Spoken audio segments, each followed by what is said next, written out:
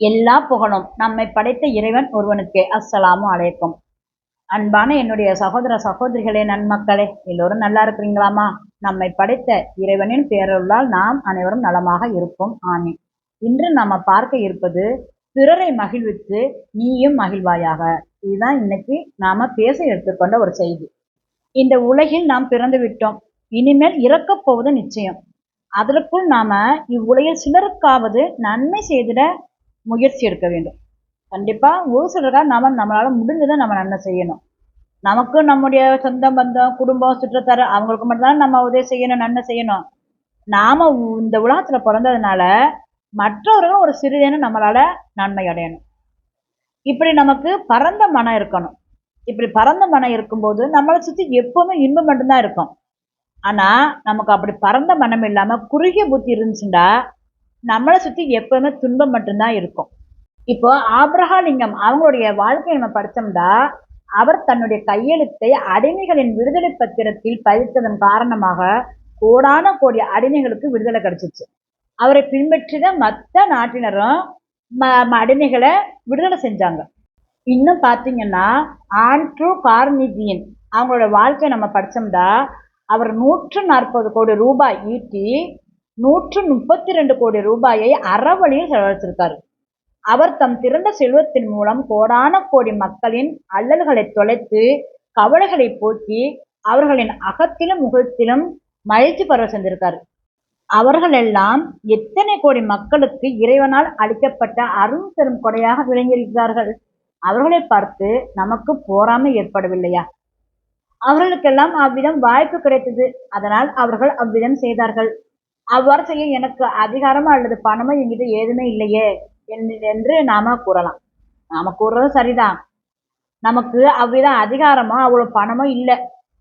நம்முடைய வேலையே நமக்கு போதுமானதாக இருக்கு.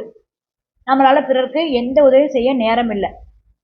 நம்முடைய வருவாயை நம்முடைய குடும்பத்தை பார்ப்பதற்கு நம்முடைய செல்வம் போதுமானதாக இருக்கு என்பதும் நிச்சயமா அதுவும் உண்மைதான். இப்ப நாம விரும்பினா ஒவ்வொரு நாளும் எத்தனையோ மக்களுக்கு இன்பம் நல்கலாம், நன்மை செய்யலாம். எவ்வாறு என்று நீங்க என்கிட்ட கேட்கறது எனக்கு நல்லாவே விளங்குது. நன்மை செய்வதென்றால் பணத்தை கொடுப்பதோ மற்றும் உதவி செய்வது மட்டுமல்ல, நாம் பிறரை பார்த்து புன்முறுவல் பூப்பதும் ஒரு பெரும் நன்மைதான். அவ்விதம் செய்து பிறரை மகிழ்ச்சியுறச் செய்வதும் ஒரு பேரருள் தான். நாம ஒவ்வொரு நாளும் எத்தனை பேரை சந்திக்கிறோம். அவங்கள எத்தனை பேருக்கு நாம இன்முகம் காட்டி கனிமொழி பேசி மகிழ்விக்கிறோம். நம்முடைய இல்லத்திற்கு மழை பெய்தாலும் வெயில் அடித்தாலும் அவற்றை சற்றேனும் பொருட்படுத்தாது நமக்கு கடிதங்கள் கொண்டு வருகிறார்களே தபால்காரர்கள், அவர்களிடம் நாம் ஒரு அன்பான மொழி பேசி இருக்கிறோமா? அவர் நமக்கு கடிதங்களை கொண்டு வந்து தருவதற்காக அவருக்கு எத்தனை தடவை நன்றி தெரிவித்திருக்கின்றோம்? அவருக்கென்ன நாம் நன்றி செலுத்த வேண்டியுள்ளது? நம் கடிதங்களை அவர் நம்மிடம் கொண்டு வந்து சேர்ப்பதற்கு அரசாங்கத்திடமிருந்து ஊதியம் அல்லவோ பெறுகிறார். அவருக்கு ஊதியம் நாம் செலுத்தும் வரி மூலமாக வல்லவோ கொடுக்கப்படுகிறது என்றுதானே நாம நினைக்கிறோம்.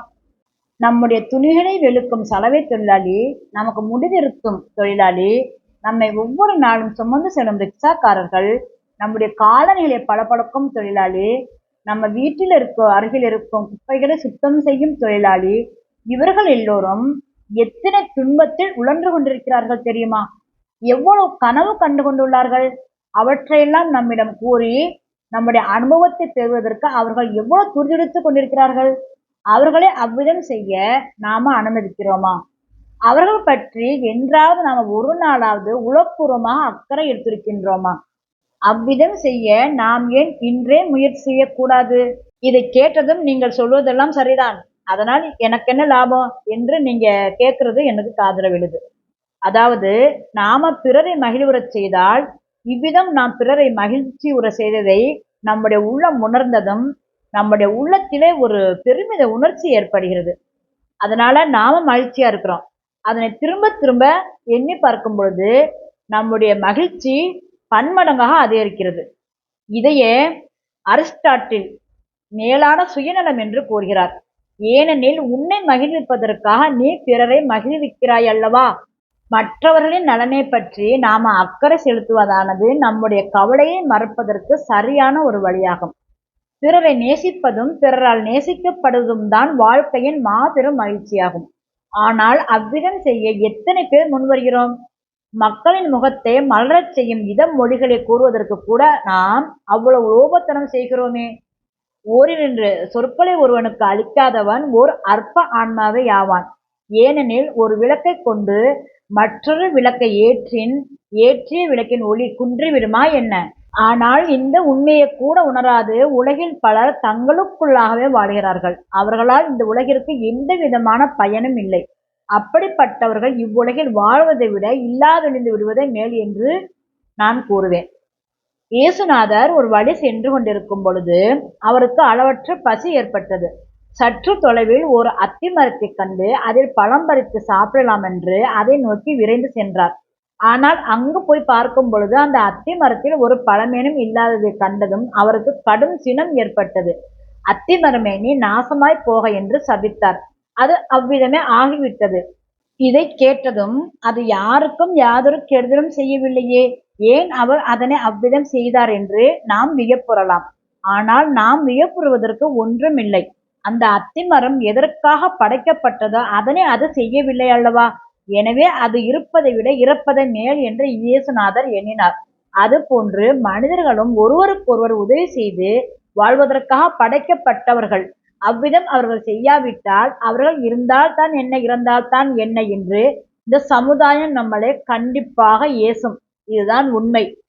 அதனால் நாம் ஒவ்வொரு நாளும் ஒரு மனிதனையாவது மகிழ்ச்சியுறச் செய்ய வேண்டுமென்று நமக்கு அறிவுரை பார்க்கின்றார் ஒரு அறிஞர். அவ்விதம் நாம் செய்து வந்தால் 10 ஆண்டுகளில் 3650 பேரை நம்மால் மகிழ்ச்சியுறச் செய்ய இயலும். உலகின் பொதுவான மகிழ்ச்சியை அபிவிருத்தி செய்வதில் நம்மால் இயன்றதை செய்ததன் காரணமாக 3650 பேருள்ள ஒரு சிறு நகரமே மகிழ்ச்சியுறுகின்றது. மலர்கள் நம்முடைய மனத்திற்கு நம்மை அறியாமலேயே எத்தனை மகிழ்வை அளிக்கின்றன.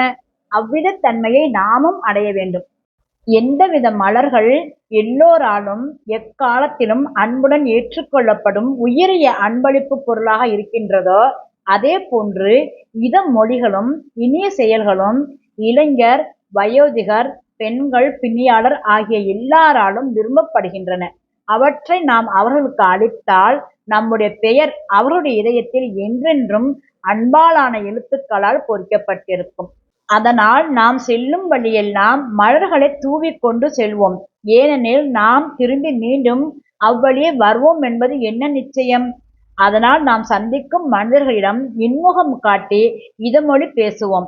அவர்களின் நலன்களைப் பற்றி அன்பாக விசாரிப்போம். அவர்கள் மீது நம்முடைய இரக்கத்தையும் அனுதாபத்தையும் காட்டுவோம்.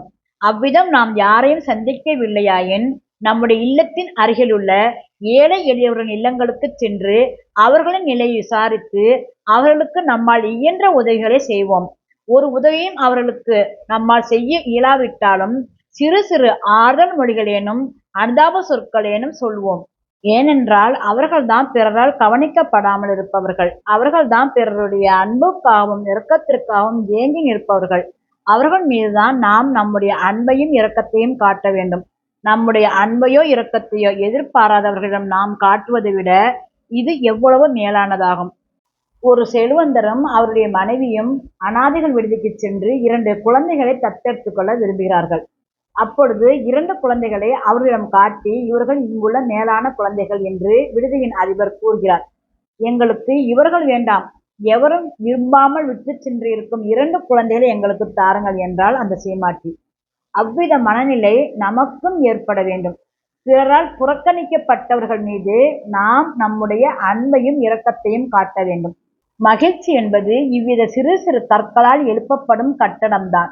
அது இவ்வித சிறு சிறு அன்பு செயல்கள், ஆறுதல் மொழிகள், அனுதாப சொற்கள், உதவி ஒத்தாசைகள், இரக்க உணர்ச்சிகள் ஆகியவர்களால் ஆனதுதான். வாழ்க்கையின் மாபெரும் செயல் நாம் சந்திக்கும் ஒவ்வொருவருக்கும் ஒரு சிறு நன்மை செய்வதுதான். இவ்வாறு செய்து வருவோமாயின் நம்முடைய கவலைகள் எல்லாம் நம்மை விட்டு பறந்து போய்விடும். இன்னும் பிறருடைய கவலைகளையும் நாம் போக்கக்கூடியவர்களாக இருக்கிறோம். உலகின் மகிழ்ச்சியை அதிகப்படுத்துவதில் நாமும் நம்முடைய பங்கை செலுத்தக்கூடியவர்களாக இருக்க வேண்டும். அதனால் நாம் மகிழ்ச்சி வதனனாய் விளங்க விரும்பினால் பிறருடைய வதனங்களையும் மகிழ்ச்சியினால் மலரச் செய்ய வேண்டும். இக்கருத்தை உறுதிப்படுத்த உங்களுக்கு இப்ப ஒரு சின்ன கதை சொல்றேன். ஒரு அரசனுக்கு இளம் மகன் ஒருவன் இருந்தான். அவன் எப்பொழுது பார்த்தாலும் கவலை உருவினனாய் இருப்பதைக் கண்ட அரசனாகிய அவன் தந்தை அவனை மகிழ்விக்க என்னென்னவோ முயன்றான். முடியவில்லை. ஒரு நாள் முனிவர் ஒருவர் அரசவைக்கு வந்தார். கவலை உருவினனாய் வீற்றிருந்த அரசலங்குமாரனைக் கண்டதும், என்னால் மகனை மகிழ்ச்சிவதனாய் ஆக்க இயலும். ஆனால் நீர் எனக்கு தகுந்த அன்பளிப்பு செய்ய வேண்டும் என்று கூறினார். நல்லது, நீர் எதைக் கேட்பினும் தருகிறேன் என்றான் அரசன். அதைக் கேட்டதும் புன்முறுவல் பூத்த முனிவர் அரசலங்குமாரனை தனியாக ஓர் அறைக்கு அழைத்துச் சென்று ஒரு தாளில் இரகசிய மையால் எதையோ எழுதி அவனிடம் கொடுத்தார்.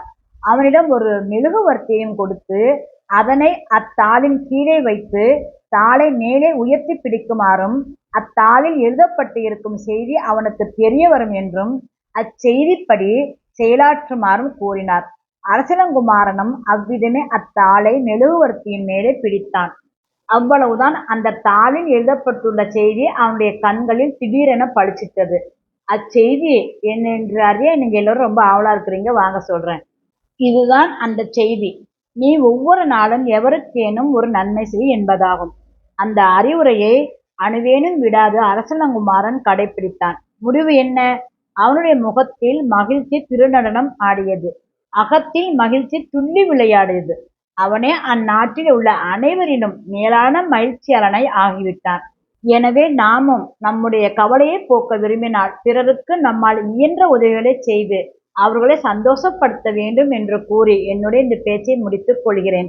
மீண்டும் ஒரு செய்தியுடன் உங்களிடம் வருகிறேன். இன்னும் விரிவாக அனைத்தையும் அலசி ஆராய்வோம் இன்ஷா அல்லாஹ்.